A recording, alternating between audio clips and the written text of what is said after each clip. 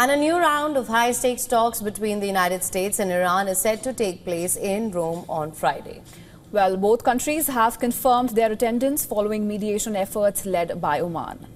This will be the fifth round of nuclear negotiations since the 12th of April, marking the highest level contact between the United States and Iran since US President Donald Trump abandoned the 2015 nuclear deal during his first term in 2018.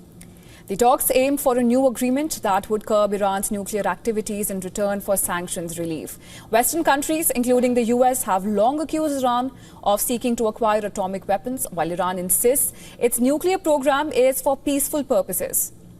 Both sides, however, remain deeply divided on the critical issue of uranium enrichment.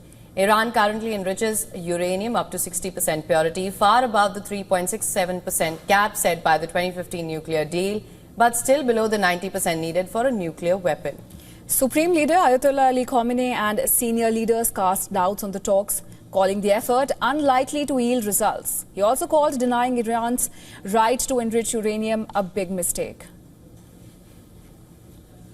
We have previously responded to these unreasonable demands. Repeating an unrealistic, illogical and irrational position does nothing to legitimize that stance. No matter how many times American officials repeat it, it will not change the essence of the matter. Our position is completely clear. I have stated it clearly before, and I repeat it. Uranium enrichment in Iran will continue, with or without an agreement. Now, this comes after U.S. key negotiator Steve Witkoff voiced opposition to any Iranian uranium enrichment and said that an enrichment program can never exist in Iran. The U.S. has maintained that any deal must eliminate Iran's capacity to enrich uranium, a demand that Iran calls non-negotiable.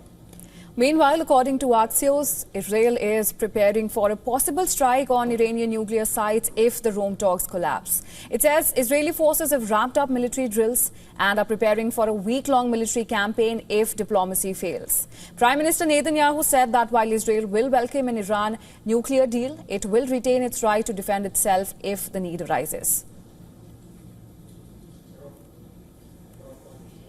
Iran remains a very serious threat to Israel. We are, of course, in full coordination with the United States. We are talking to them all the time, and we hope that if they can reach an agreement that will prevent Iran from having a nuclear weapon, that means that it will prevent Iran from being able to enrich uranium. If this is certainly achieved, we will of course welcome it. But in any case, the State of Israel reserves the right to defend itself against a regime that threatens to destroy us. With Israel on high alert and red lines drawn on both sides, the Friday meeting could determine not just the future of Iran's nuclear program, but also of peace and conflict in West Asia.